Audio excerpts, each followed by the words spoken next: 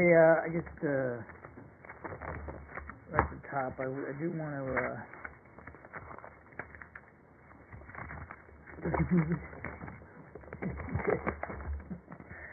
sorry, I thought it was elsewhere in the book. I do want to lead with some comments about some reporting we've seen out there about North Korea and their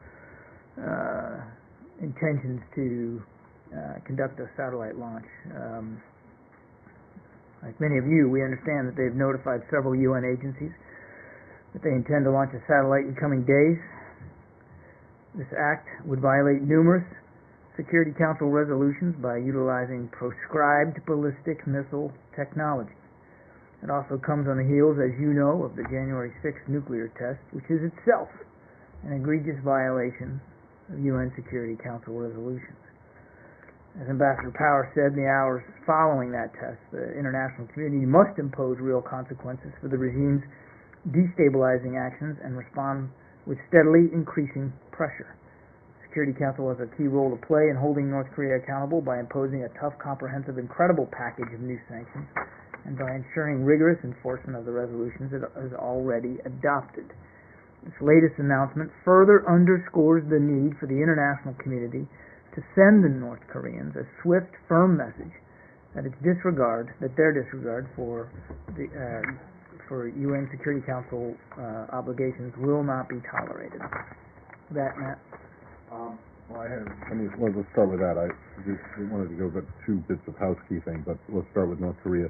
When you say the Security Council must impose real consequences and respond with steadily increasing pressure, how is that going? They don't seem to have done anything yet in response to the previous to the nuclear test. Well, what I can tell you is that deliberations are ongoing with respect to the response to the January 6th nuclear test. I don't have an update for you, or I can't provide necessarily a status, but I do know that those talks are ongoing. And then, as you know, the Secretary almost a month ago that it happened. Today is February 2nd. And they continue to deliberate and discuss options. Right? It's as swift as the international community can make it. I think there's a lot of effort going on here. Now, look, and I'd point you back to, the Secretary's trip to Beijing last week, where he had very frank and candid discussions with Chinese leaders about their leadership and their influence in the region, and even they acknowledged that more concerted action has to be taken to deal with the North's provocative actions. I mean, I was there too, so I don't remember them agreeing on new sanctions or anything like that. They didn't agree to specifics, that's right, but they did agree in principle to the need that more needed to be done. Okay. Well, so you would like the Security Council to act before or ahead of the missile launch?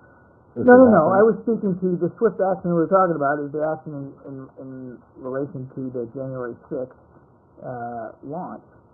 The January 6th nuclear test. All we know today is that they've announced that they're going to do this sometime later this month. Right. They've announced this to two international bodies that they intend to conduct this launch.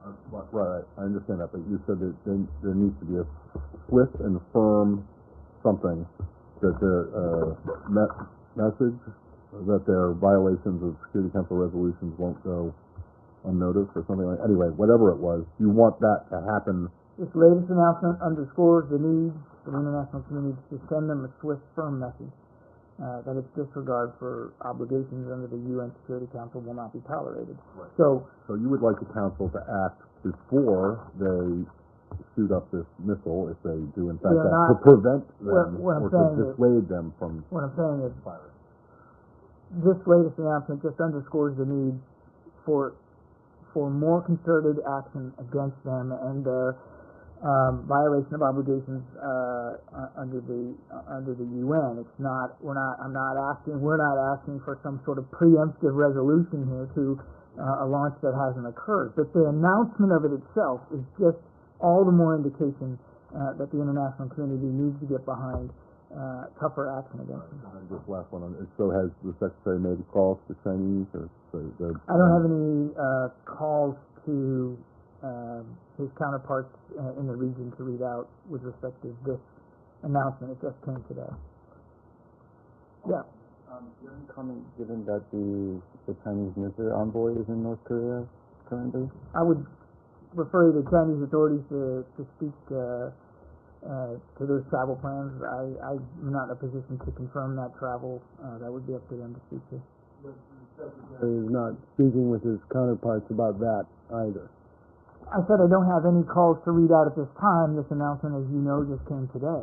I'm not going to get ahead of conversations that he hasn't had, but I would remind you again that he had very good, very candid discussions with Chinese leaders last week in Beijing about not this satellite launch that they just said they're going to do today, but about the January 6th nuclear test and about the need for the international community to hold them to account.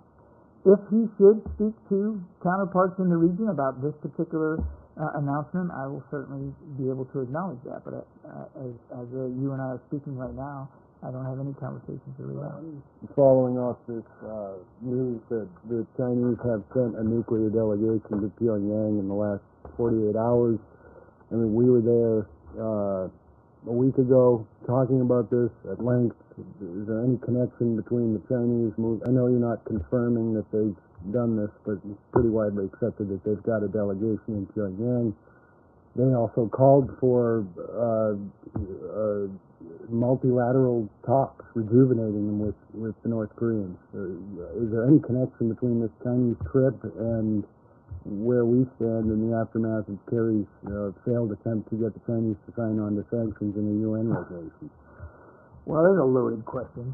First of all, it wasn't a failed attempt, and I'll talk about that in a second. Secondly, I can't speak to Chinese travel plans and their intentions, so you would have to speak to authorities in Beijing for what this delegation, as you call it, is going to Pyongyang to do. Clearly, the Chinese, and they've said this for themselves, share the concerns about the North's continued pursuit of a nuclear weapon capability. Now, that's not news. They've talked to that quite frankly and candidly. And as I said to Matt, in the discussions that we had in Beijing, Foreign Minister Wang Yi acknowledged that China did have a role to play, that they do have a measure of influence over Kim Jong-un and the North, and that they agreed that the international community should do more to hold the North to account, and that they would be willing to explore options about doing more. Now, they didn't specify exactly what that would be. There wasn't a laundry list of things that they were willing to do. But to come away from the trip to Beijing and call it a failed attempt to get the Chinese to acknowledge a responsibility that they had to do more is just completely inaccurate, not in keeping with the discussions that I know I sat in on while I was there. I'm sorry. I didn't mean to load a question. I was building off the last time I saw the Secretary here at this very podium, and he used some of the harshest language he ever has about the Chinese, saying that on his first trip there, I think was it 2014, where he said, we had all these talks, and I agreed to allow the Chinese to do it their way, and it just hasn't worked. It's not an exact quote for what he said, but he suggested that he would be going with a much more muscular posture on this last trip. And I think, again, I pointed to his comments after the meetings in Beijing, but that he acknowledged there publicly, and he certainly made the case privately that the same point, that the current approach towards the North hasn't been working, clearly, because they continue to pursue this program, and they had a test on the 6th. And here we have an announcement today that they're planning a space launch, which would, by design and by default, violate other UN Security Council resolutions. So clearly something's going to have to change in the international community in the approach to the North, and the Secretary made that case to Chinese leaders while he was there, privately, and he certainly reiterated that publicly to all of you before we left Beijing. Again, the Chinese acknowledged that a different approach would need to be taken towards the North. I wouldn't speak for them, but I think it was clear that they have frustrations too over where the North is going.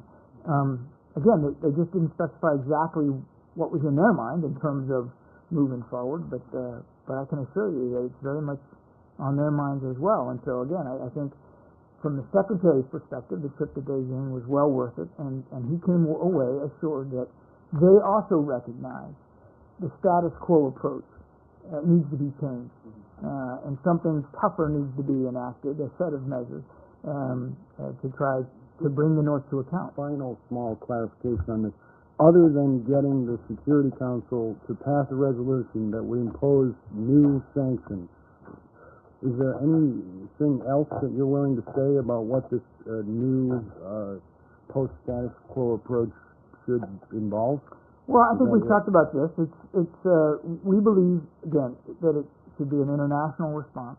Clearly, the United States isn't going to take any options off our unilateral table, obviously. But the Secretary firmly believes that this approach should be international in scope and should be focused through the UN and processes there.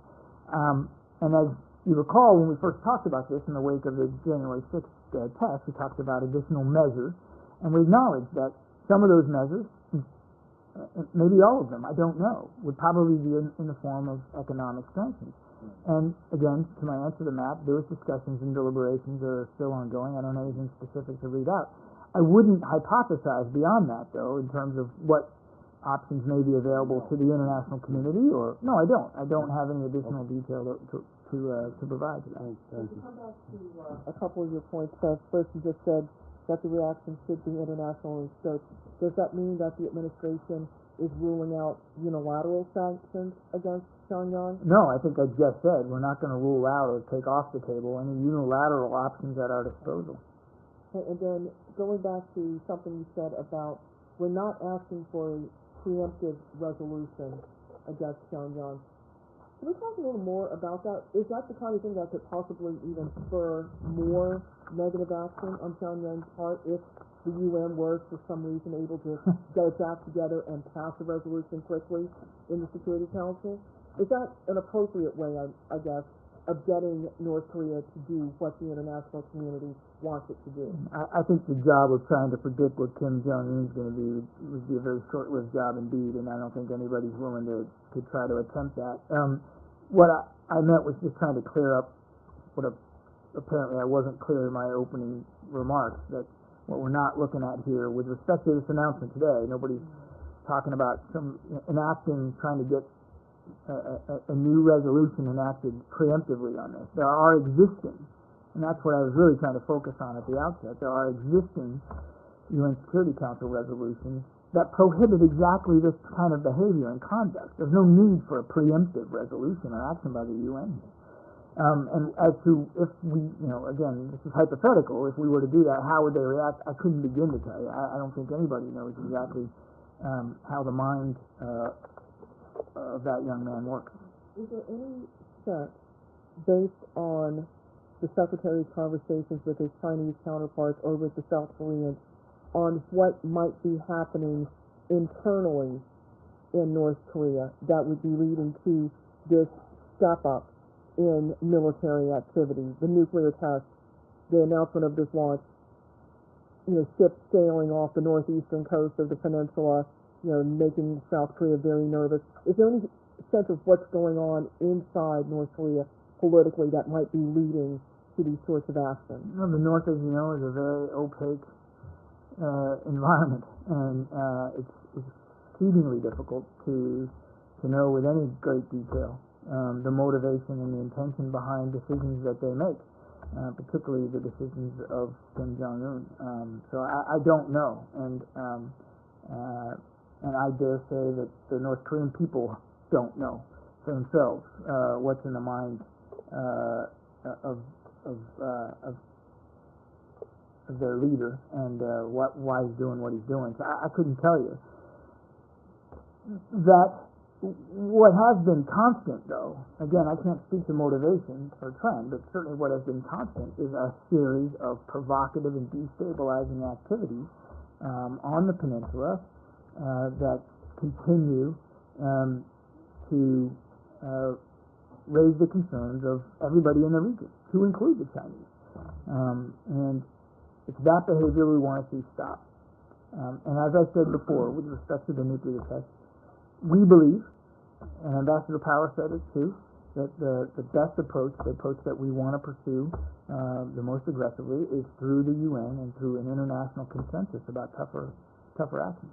Has there been any information from Pyongyang that perhaps it's looking for any sort of economic aid, any sort of food aid or medical aid? We saw this in the past few years where they did these sorts of things, and that created an opening for more international humanitarian assistance. Has there been any information on their part that something of this might be wanted or desired? None that I'm aware of, and I would say that if they're interested in food aid or assistance or a greater ability to feed their own people, they could do that for themselves by ceasing these destabilizing activities and devoting precious resources to military capabilities that, again, do nothing to help put food on the table of the North Korean people and to stabilize the peninsula. They have it within their power to do a better job to feed their own people and to look after the concerns of their own citizens, rather than spending resources, money, and time on the development of a nuclear weapons capability, or in this case, ballistic missile technology. Just to put a fine point on this, it is the vehicle with which they are going to launch, they say they're going to launch this satellite on that you object to, not the satellite itself, right? The United States does not oppose North Korea having satellites in orbit, presuming someone else launches them for them. Launches the satellite. First of all, they claim it's a satellite. I know. If they were to, this isn't about having satellites, Matt. It's about having the ballistic missile technology. That can propel a satellite. Or someone were to launch it for them, you would not object, correct? The objections by the international community and the UN are about the ballistic missile technology. I'm asking you specifically about the United States. Does the United States think that North Korea has the right to have a satellite in orbit around it? This is about objecting to the ballistic missile technology. You don't have an issue with satellites. It's not about satellites. In fact, I can't even tell you with any certainty, and you know this very well, that that's exactly what they intend to do. I don't know. And they claim they're launching a satellite. Exactly. This is about the ballistic missile technology that you have to put it up, to put something in orbit, and it's about the ballistic missile technology that we get. John, one more on China. As you said, China has acknowledged that a different approach is needed with North Korea without specifying what that should be. But as one of the North's strongest trading partners, if not the, what would the United States ultimately like to see from China in terms of using its leverage on North Korea? I'm not going to go into great detail here about options that are before the Chinese in terms of using economic leverage. You're right. They get almost all economic material or assistance or benefits through China. And so there are things that the Chinese could do using that economic leverage. Again, I won't speculate about any specific measures that the Chinese could employ, but I can assure you that it was that sort of pressure, it was that sort of influence that the Secretary discussed with Chinese leaders in general while we were there. We have seen sanctions obviously applied in the past against the North. We have also seen an uneven application or enforcement of those sanctions in the past. And so what we want to see going forward is holding them to account with tougher measures, but we also want to see an even and full-throated application and enforcement of whatever sanctions are put in place. Yeah. On the case of the American student Otto Warmbier who's detained in North Korea. Have the Swedes had access to him? I don't have any updates on the reports of that particular case. I'm afraid I don't have anything for you on that. Sure. There have been some reports that the launch could include a booster developed with Iran. How would that change the response? Nothing's going to change about the response here. This is about the potential use here, assuming they go forward with this, of ballistic missile technology, which it's quite clear is a violation of UN Security Council resolutions. So nothing's going to change about the way we react to this should it occur. It's still a violation of Security Council resolutions, and it still must be dealt with. They have obligations. They have international obligations and commitments that, once again, clearly they are showing a willingness to ignore. And the international community is going to have to keep dealing with that. Okay?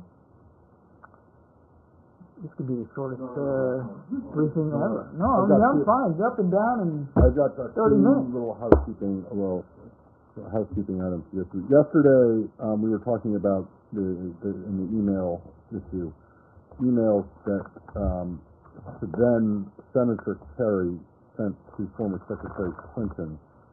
I don't know if this is complete, but I just did a search on the last tranche that were released and found 3 that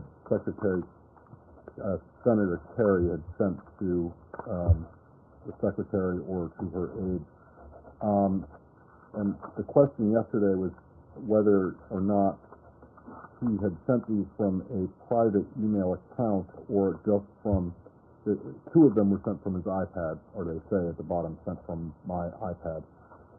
But his email address in these is blacked out. And so have you come to a conclusion about whether the 2 that were sent by iPad or the 3rd were sent from a private account, or were they sent from his Senate account? I don't know about all 3. I can tell you that the one that we talked about being upgraded to secret was sent from a non-official account, and the account from which it was sent is no longer active. Okay, but there's another one that was classified as confidential, which does not say sent by my iPad, but the address is also, that's from February 4th, 2012. Yeah. At 6:35 a.m. That one. Yeah. Well, you haven't memorized the header? Anyway, this one is redacted in full, except for the heading with the subject, which is Oman. And I can't say definitively. Did that one also come from the I can't iPad? say definitively. I'll try to see if I can get you an answer to that. But I do know the one we talked about yesterday was sent from a non-official account. This is the one. That is no longer active. This is the one from May 19th, 2011, about omitted thoughts and memo. The one that we upgraded. The one that is upgraded to secret, not confidential. That one was sent from a non-official account. I can't All right, speak and to that the doesn't other. exist anymore. That account. That account does not exist anymore. You know, has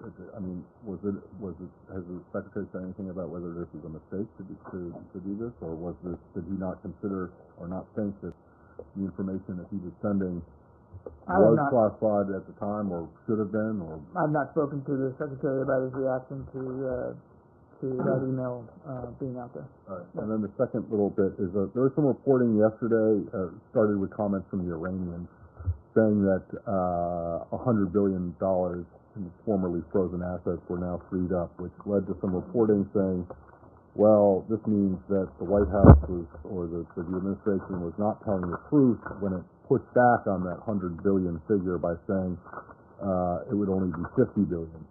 Can you explain this discrepancy and tell us why the administration's calculation is correct and the Iranians' calculation is incorrect? In general, well, we still believe, and Secretary Lewis said this, Secretary Kerry said this, that in actuality, the amount of money, which is their money, that they would now have access to, is just a little bit more than $50 billion. Because the rest of it, nearly half of the entire freed up assets, and this is where the 100 comes in, because that's the total. But we believe that half of that, so roughly $50 billion, is already tied up in debt to the Chinese or in other international commitments.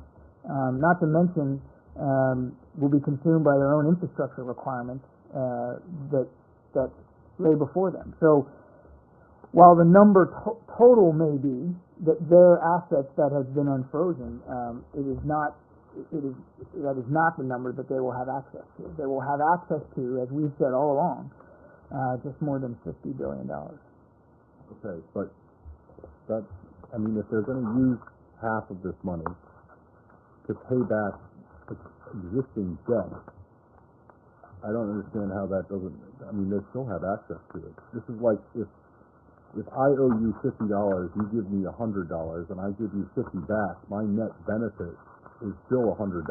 It's not 50. I managed to pay off a debt, an obligation that I owe to you. So I don't understand why you can say that they're only going to get $50 billion when they get the benefit of the full 100, even if it is that the benefit is they're getting out of debt or paying down debt. Again, I mean, the money they are getting, and granted it is their money, as you said, but they have access now to $100 billion. What they choose to do with it is up to them. So if they decide that they want to pay back the Chinese, then they can, but that's still a benefit, right? So they still get the benefit of that other $50 billion. it's their money. It's now been unfrozen. It's our assessment, and not just our assessment, but the Treasury Department's assessment, that much of that is already spoken for. That they'll never get to see it because of... Well, they never get to see it because they're paying down a debt that they owe and they would have owed otherwise. So they still get the benefit of the money. So I don't understand why. Well, it's their money. Nobody's arguing that they won't get it returned to them. What the argument has been that this is a past windfall that they're going to just use to fund terrorism. We said we cannot rule out the fact that some of the money may be used to fund their support for terrorism, but the idea that they're going to be able to spend $100 billion right off the bat simply doesn't comport with the facts. They've got roughly half of it already tied up and committed to. Yeah, but they can spend $50 billion off the bat, and they wouldn't be able to spend any of it if the assets weren't unfrozen. And they'd still be, and if they weren't unfrozen, we wouldn't have a nuke deal, and they'd still be pursuing a nuclear weapons capability. But it's an interesting calculation. I mean, if you claim that the people are the critics of the deal who say that the White House, the administration was lying about this or being disingenuous, willfully misrepresenting it, the same argument can be made to the administration by saying that Iran isn't going to get the benefit of the full $100 billion, because it is. It's getting rid of $50 billion, so you say, getting rid of $50 billion in debt that it otherwise would not have been able to get rid of, and then it gets on top of paying off the Chinese, they got $50 billion to do, whatever they want with, which is a windfall, well, still a pretty big windfall.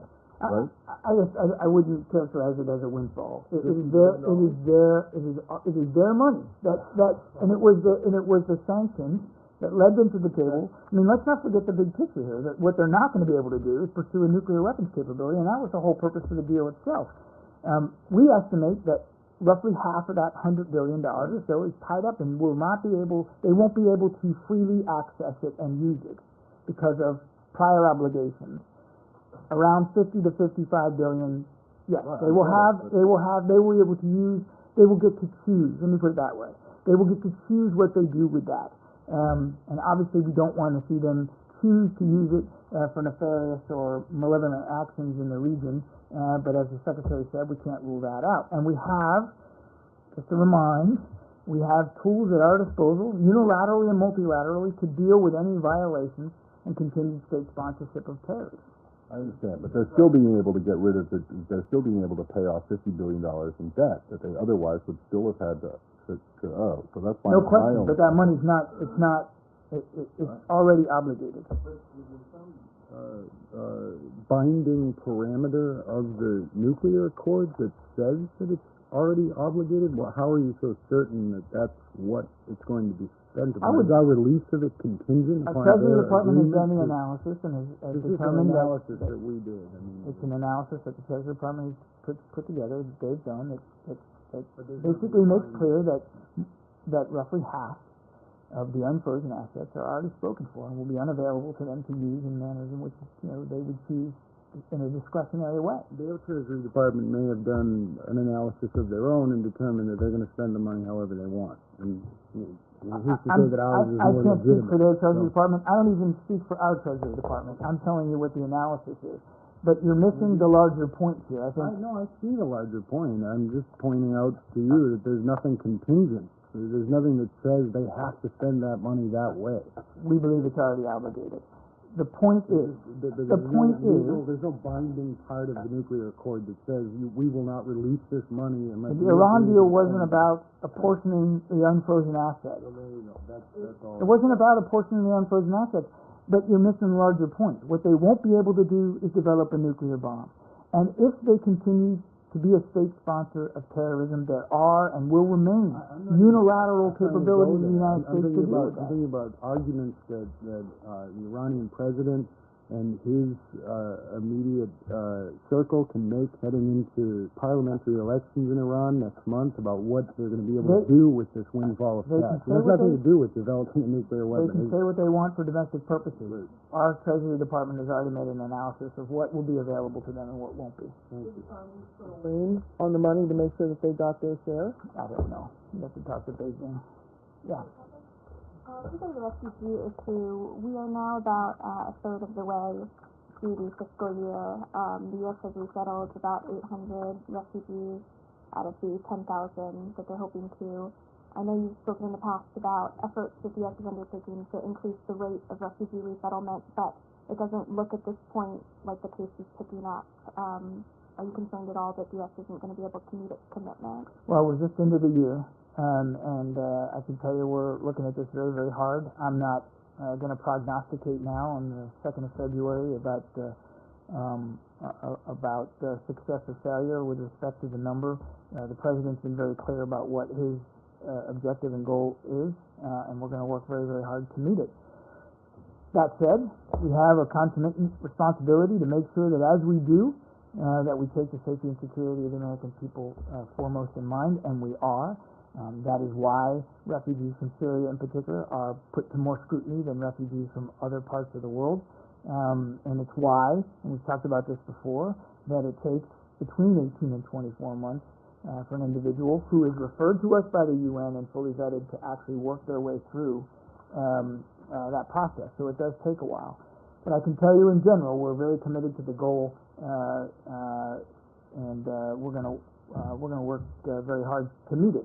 You'll hear more from the Secretary about this in the next day or so. He's going to London for a donors conference on Syria, and I suspect he'll have more to say about that. I recognize that it's only early February, but the fiscal year started in October, so we are a third of the way through. I mean, at what point are we going to start to see some of that pickup? Now, I can appreciate that you want a report card right now. I'm not able to give you one, except to say that we're working on this very hard. We very clearly understand the President's objective and goal, and we're going to work hard to achieve it. And it's not just the State Department. I mean, it's an interagency effort, as you understand. So it's not something that only we can speak to. But for our piece of it, we're very committed to meeting that goal, and we're going to keep working on it. Given some of the obstacles you yourself cited a minute ago, is it even a realistic goal? We believe it is. We believe it is. Yeah. Abby. Do you have any comment on Russia's decision to add 5 Americans to the travel ban list in retaliation for the recent U.S. decision on the Magnitsky? No, I've seen the reports on that. I'd refer you to the Russians to speak to that. What if you were one of them? I would hope that if I was one of them, I'd know. Nobody has told me that I'm one of them. But I would point you to the Russians to speak to what they did and why. Pam? The Secretary earlier today in his remarks with the Italian Prime Minister indicated that he discussed the ceasefire with Foreign Minister Lavrov within the past few days, Sure. and he said that Lavrov said Russia is prepared to do so. What kind of a time frame did Kerry receive from Lavrov in terms of implementing a ceasefire? It's not about getting a time frame from the Russians. It's in the Security Council resolution, and the Secretary said this I counted at least 3 times as I read his remarks, and there have been more, that the resolution's clear, that it has to happen immediately, and that we want, that obviously we want a ceasefire in place now. We want one in place yesterday, if we could have gotten it. So it's not about Lavrov negotiating with the secretary over, well, here's when I'm going to stop. And the UNSCR makes it clear that a ceasefire should be pursued immediately, as talks are pursued. And the secretary said that many times today. That's our expectation, that we can get to a ceasefire immediately, and certainly, if not right now, very, very soon. That's what we're trying to do. That's one of the reasons why it's important to continue the political track. That's the U.S. expectation, but with Russia being one of Syria's strongest supporters, what is Russia saying about meeting that time frame? Well, you'd have to talk to the authorities in Moscow for what their intentions are. We've been very clear about what our expectations are. The international community has been clear about what the expectations should be. And I would remind you that the Russians signed up to this. They voted for that resolution. They were in Vienna. They signed up to the 2 communiques that came out of Vienna, and they're very much part and parcel of the international Syria support group. So they have just as much invested in trying to get to a ceasefire as anybody else in the international community. Yeah. On Sunday, the government of Japan submitted a report to the UN Committee on the Elimination of Discrimination Against Women, stating that there were no documents supporting the claim that comfort women were forcibly recruited by the Japanese government. This in turn drew criticism from the South Korean government. Given the U.S. support for the agreement between the 2 countries on this issue last month, do you think this statement by the Japanese government goes against that agreement? Don't know that I've seen that statement. You're going to have to let me get back to you on that. I mean, all I would say is we welcomed the language that was adopted by both sides some time ago, and we were glad to see that they were able to work through that issue and to put it in its proper perspective, and of course promise to move forward in a positive and constructive way. I don't have anything specific on this language. Okay. I just want to revisit one more thing from yesterday, and that is, have you guys decided whether or not you're in favor of Senator Cotton's bill that would rescind the Commerce Department rules on labeling of goods for... No, I just said yesterday we're not going to comment on proposed legislation, but I can assure you that we will obviously continue to consult with members of Congress, including Senator Cotton, about going forward. All right, and then just the other thing, this is related, but it has to do with the discussion of Ban Ki-moon, his criticism of Israel and the settlements. And I just want to get something clear. What is the U.S. position on whether or not the Palestinians have the right to resist Israeli occupation? While you condemn attacks and terrorism, I understand that, does the U.S. have a view as to whether or not Palestinians should be allowed to protest or to contest the Israeli policy? Well, a couple of thoughts. There are and always should be the ability for groups, whoever they are, to have an avenue to express their concerns or to peacefully protest. And we talk about this all the time, and the Palestinians are no different. I mean, that's why the Secretary made so many trips out there, to try to help foster the kind of dialogue, the peaceful diplomatic dialogue between both sides, to try to work through these issues. So if you're asking me, do we think that they have a right to protest whatever action they find either offensive or dangerous or counterproductive to moving towards a two-state solution? Absolutely, they have that right and that ability to offer their views. what I've also said, though, in the same breath, is that it's not okay for innocent people to be hurt in the process, and for rhetoric to be spewed by any side that would inflame those passions and encourage that kind of violence. And so what we've said all along is we want there to be a dialogue and a chance to peacefully discuss this. That's difficult to do when there's still so much violence. And so what we want to see is the rhetoric to come down. We want to see the violence obviously stop, so that there are vehicles through which a peaceful dialogue can be had. Right. So that applies to civilians, innocent civilians. Does that also apply to Israeli security forces as well? Well, we said equally. We want. The question that's been asked here by some of my colleagues before is the question of whether or not the Palestinians have the right to defend themselves or to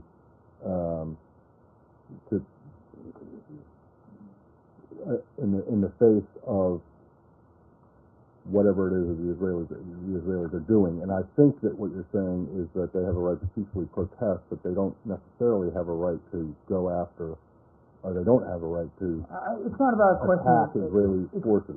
It's not a question of right. It's a question of privilege. It's a question of that the violence that's being visited is not, on both sides, is not contributing to what we want to see, which is positive affirmative steps to get to a two-state solution, to get to some sort of peaceful dialogue. That's where we want to see this track go.